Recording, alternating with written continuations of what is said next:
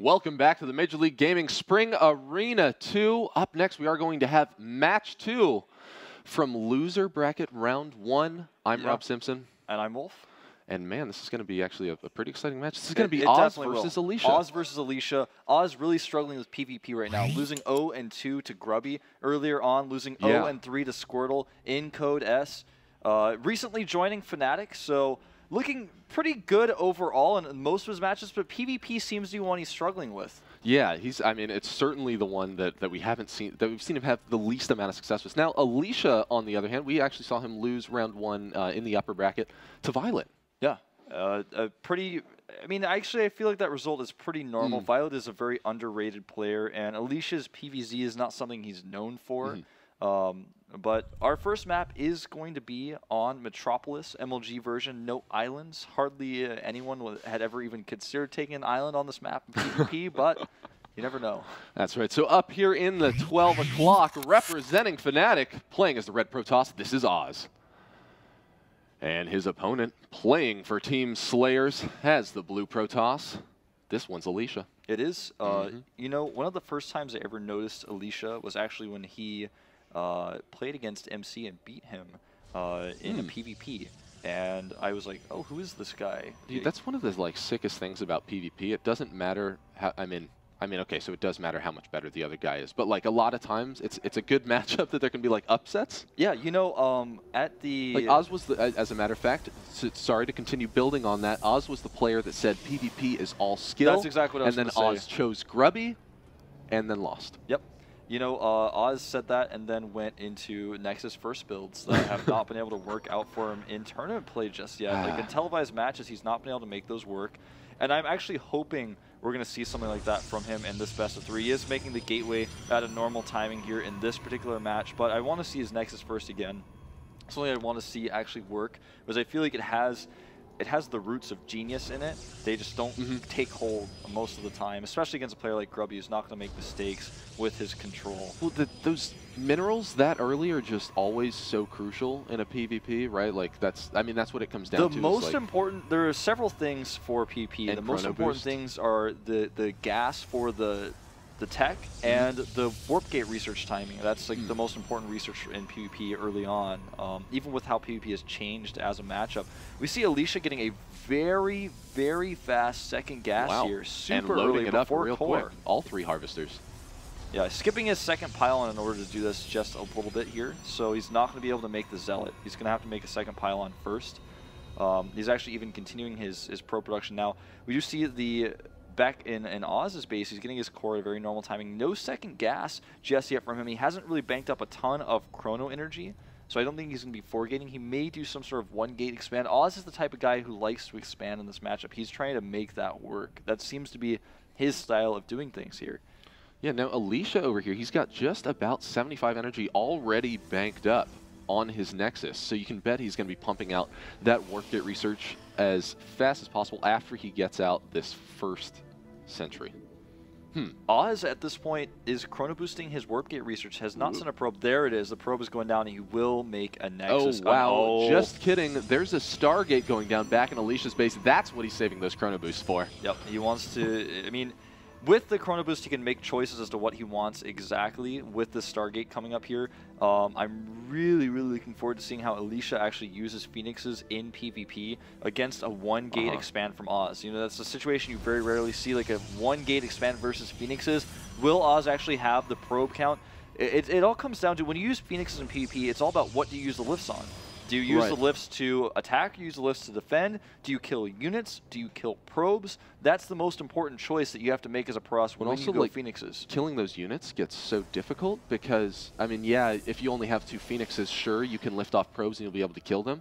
But then you end up having to trade too much energy to try to kill a unit if all you have is a couple Phoenixes, because they're just not going to be able to kill it in one graviton beam. So you have to wait a little bit longer. So you have to kind of really have a plan with what you're going to do. And seeing an early expand like we see from Oz here might throw his plan off a little bit. Part of the advantages you get from expanding versus Phoenixes is if you lose probes, if your opponent doesn't have a Nexus up, you're going to have better probes than he does. This is actually really nicely timed from Oz. He now has his 4 gates just finishing up, just finished Warp Gate Research, also has that forward pylon already straight in front of Alicia's base.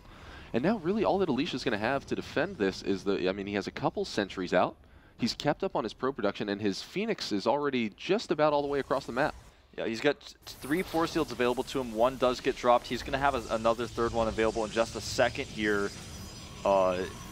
Oz is really forcing Force Fields out here, and back at Alicia's base, he does still have the 3 Phoenixes out. Looks like he's going to use them defensively here. Well, he's going to have the 3 Phoenixes, and he just finished up his Warp Gate, so he's bringing that out. And now he's also going to have enough gas to bring in a Stalker of his own so that he'll be able to range down and finish any of those units. Now, he's got enough sentries out here as well to maintain that wall for as long as he needs to. Yeah, and he has so many Force Fields that he does not need to warp in even additional sentries, which is what Oz is trying to force him to do here. He's trading the minerals on the pylon for Force Field energy, and also trying to hope his opponent's going to take gas. Oh, that was a really close moment there. Huh. So, well, there was a window of opportunity there, but really, there's not enough units for Oz to even do any damage. Yeah, he knows he can't commit to this, but he's scaring his opponent while he has a Nexus mining. He's forcing the Phoenix energy to be used defensively. He's forcing Force Fields. He's trying to force sentries out here. He's actually aggressively opened up, forcing his opponent to be on the reactionary. Right now, the move out for Alicia, this is his first scout, his very first glimpse of what Oz is doing. He has no idea until this moment what is happening. He's going to see the Nexus, he's going to see the robotics support bay here, or rather just robotics facility. Sees the Nexus, and now he's going to be panicking. He has no Nexus. He may have to all in as a result. What is his move going to be? He's actually going to drop a Nexus of his own. And I'm not sure if I actually agree with this choice. Well, because right now he's already 11 probes behind. Yeah, killing these probes is not gonna even that up quickly enough. It just won't. I mean, if he stays active with those Phoenixes and is somehow able to continue killing off probes even after he gets his Nexus down, then maybe he'll be able to close that gap.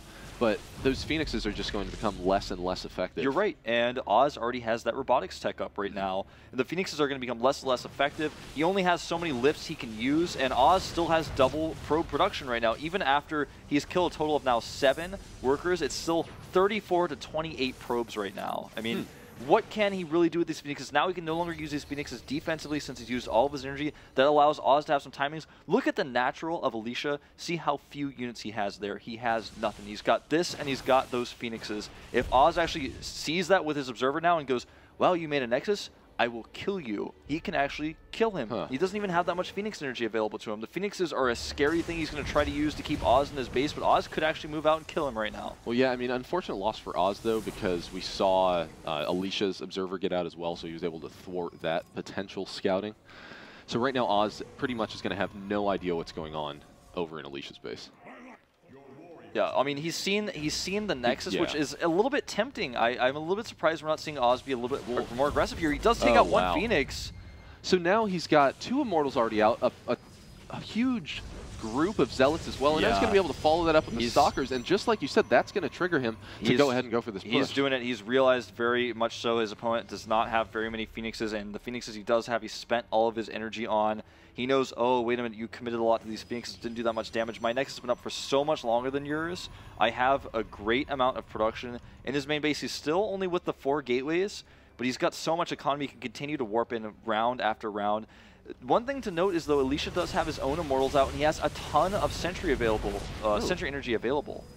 So he's able to lift it off and kill one of those Sentries with his Phoenixes. These Force Fields are going to be so important. How will he use them? Oh, man, he will push one of the Immortals up into range. Oh, man, the Immortals focusing on the Zealots for just a little too long, wasting those very important Immortal shots there. And actually, it so looks far like he looking may hold. Yeah, even exchange, and it's looking, Alicia's doing a great job with those Force Fields. He really just needs to split off the army into manageable chunks. And now we can see Oz's supply is really starting to fall. Yeah, Oz is falling a little bit. Maybe he is overcommitted just a little bit too much to this push. I think the second attack was a mistake, and the Phoenixes did lift off and kill the shields of one of the Immortals. They're starting to recharge a little bit now. He could have actually gone for the chase. But now if you look at the army supply, it's 39 for Alicia versus 32 for Oz. And at this point, we do see Oz getting the Twilight Council. He's trying to make a transition here. Now, the worker supply is also what's important here. We can actually see that it's 43 to 44 workers. Yeah, he's even things up. Pretty much, yeah.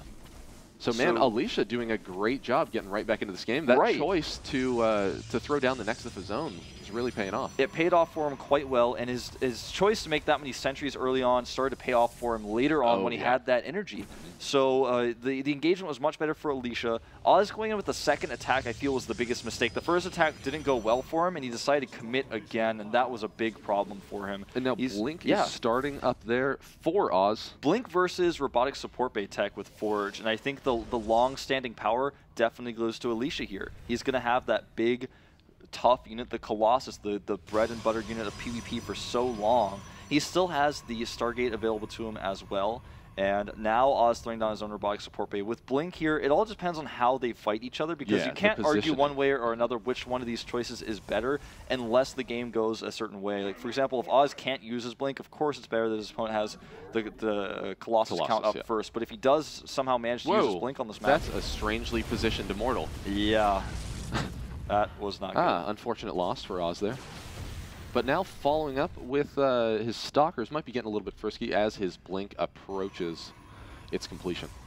Yeah, the Robotic Support Bay finishing up here as well. The range upgrade and the Forge upgrades coming out for Alicia are going to be the most important here, I feel. Oz does not have a huge Stalker count to where you can actually start bullying with them. He's not going to be able to pick off any Colossi with these Immortals in the mix either. He's going to catch a Phoenix, which is kind of fortunate Blink's for him. right under it, finishes off that Phoenix. Wow, what fortunate timing. That Blink literally finished like seconds before that Phoenix. And he just happened to be right next to it. Very, very lucky. And as a result, after seeing the Blink, we do see Alicia getting his own Twilight Council. He needs the counter Blink. It's something that always happens in PvP. If your opponent gets Blink, you have to get Blink yourself so that you can Blink on top when he retreats. Oz now going double Forge, but he is still going to be behind in the upgrades. It's not really going to allow him to catch up too much. It depends on how the next upgrade is done. Oz cannot find an opening with these Blink Stalkers. This is why I feel the Colossus choice for Alicia was the better one here, because he does not have a huge Stalker count. He doesn't really have any windows of opportunity, because Alicia is not going to be moving out to attack him right now. If he were, then he could backstab with the Stalkers, for example, but he just does not need to do that.